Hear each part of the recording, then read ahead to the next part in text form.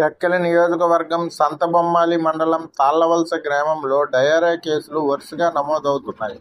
ప్రజలను ఆందోళనకు గురిచేస్తున్నాయి. గ్రామంలో పరిస్థితి విషమంగా మారడంతో ప్రభుత్వం అత్యవసరంగా చర్యలు ప్రారంభించింది. ముఖ్యంగా ఒకరు మృతి చెందడం, పలువురు వ్యాధి బారిన పడడం ఆరోగ్య శాఖను, జిల్లా యంత్రాంగం ఆందోళనకు గురిచేసింది. ఈ ఘటనపై ఆంధ్రప్రదేశ్ ముఖ్యమంత్రి నారా చంద్రబాబు నాయుడు గారు స్వయంగా స్పందించారు. టెక్కలి జిల్లా ఆసుపత్రిలో నమోదవుతున్న కేసులతో పాటు తాళ్లవలసలో ఆరోగ్య శాఖ ఉన్నత అధికారులను అడిగి వివరాలు తెలుసుకున్నారు. డయేరియా వ్యాప్తి గల కారణాలు పూర్తిగా పరిశీలించాలని ఆదేశించారు. ముఖ్యంగా గ్రామంలో ఉపయోగిస్తున్న త్రాగునీరు పరీక్షించి కలుషితం అయిందా, బ్యాక్టీరియా స్థాయి ఏమిటి అనే అంశాలను అత్యంత ప్రాధాన్యంగా పరిశీలించాలని సూచించారు. ప్రజలకు అవసరమైన వైద్య సదుపాయాలు ఎలాంటి లోటు లేకుండా అందించాలని, సమీప గ్రామాలు కూడా అప్రమత్తం చేయాలని అన్నారు. రాష్ట్ర వ్యవసాయ శాఖ మంత్రి కింజరాపు అచ్చెన్నాయుడు కూడా ఈ ఘటనపై వెంటనే స్పందించి డయేరియాలో ఒకరు మృతి చెందడం, మరొకరు చికిత్స పొందుతున్న నేపథ్యంలో జిల్లా వైద్య ఆరోగ్య అధికారులతో మాట్లాడి మెరుగైన వైద్య సదుపాయాలు వెంటనే అందించాలని ఆదేశించారు. వైద్య బృందాలు గ్రామానికి తరలించి తక్షణ వైద్య శిబిరాలు ఏర్పాటు చేశారు. గ్రామంలో పారిశుద్ధ్య కార్యక్రమాలు, ముఖ్యంగా నీటి వనరుల శుభ్రత, బ్లీచింగ్, క్లోరినేషన్ వంటి చర్యలు వేగంగా చేపట్టాలని సూచించారు.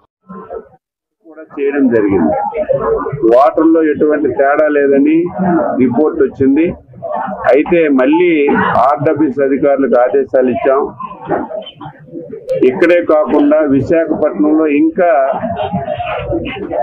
వెల్ ఎస్టాబ్లిష్డ్ ల్యాబ్స్ ఉన్నాయి. అందులో కూడా ఒకసారి వాటర్ టెస్ట్ చేసి వాటర్ లో ఏమైనా ప్రాబ్లమ్స్ ఉంటే అది కూడా తెలుసుకొని దానికి కూడా చర్యలు తీసుకోవడం జరుగుతుంది. ఇప్పటికే ఈ గ్రామ పంచాయతీకి ఒక 60 లక్షల రూపాయలు నేను మొన్నే గవర్నమెంట్ వచ్చిన తర్వాత మంజూరు చేశాం. టెండర్లు కూడా పూర్తయ్యాయి. ఒక వారం రోజులు ఆ పనులు కూడా స్టార్ట్ చేస్తాం. వీళ్ళందరూ మాకు టెక్కలు వాటర్ ఇస్తే బాగుంటుంది అంటున్నారు. అది కూడా ఈ గ్రామంలో ఇంటింటికి కొలాయి ఇచ్చి ఆ టెక్కల నుంచి వాటర్ ఇవ్వడానికి ఆ కార్యక్రమం కూడా త్వరలోనే చేపడతాం. ఎందుకు వస్తుందో ముందు మనం నిర్ధారణ చేయాలి. ఎప్పుడు కూడా ఈ గ్రామంలో అటువంటి పరిస్థితి ఎప్పుడూ లేదు. ఇటువంటి సమస్య ఎప్పుడు వచ్చి పేషెంట్లు చనిపోయిన పరిస్థితి లేదు. కాబట్టి ఎవరు ఆందోళన చెందవలసిన అవసరం లేదు. ప్రభుత్వం అప్రమత్తంగా ఉంది. మొత్తం టీం అంతా కూడా ఇక్కడే పనిచేస్తుంది.